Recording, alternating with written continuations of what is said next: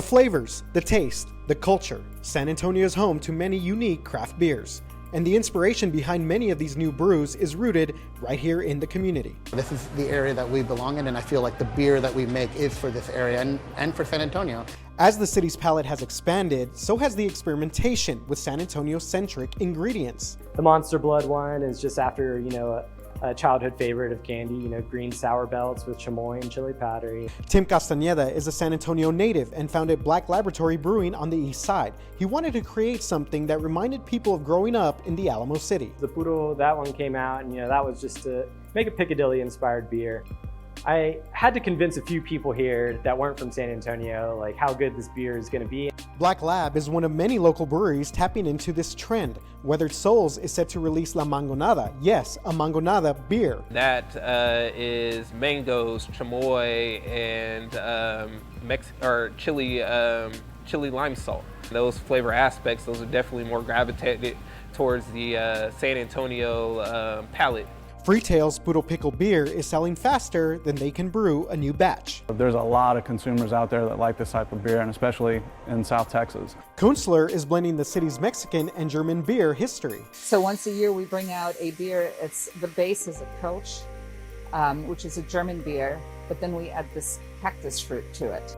San Antonio is also becoming well known for its smooth pilsners and lagers. Some breweries here do Mexican lagers very well. We have Dale Shine.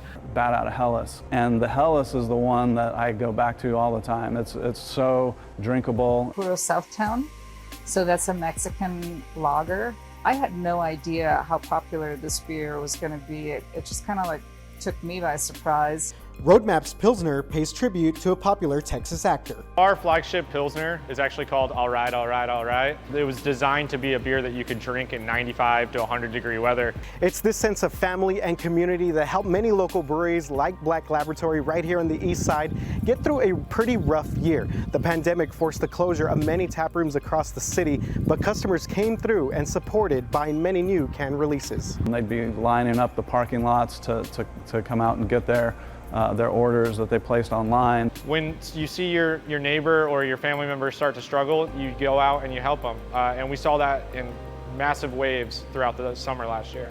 And when the winter storm hit South Texas in February, breweries were there. And you have breweries giving out water, and not just here, but like in Austin and Houston, Dallas, it was happening, and I felt like we are now part of that community. We did some clothing drives, and we did some water for when the water went out during the freeze. Some of the locals came in and picked up some free water. And one of the biggest examples of the impact a brewery can have was last summer's Black is Beautiful campaign, started by Weathered Souls co-founder Marcus Baskerville after George Floyd's murder.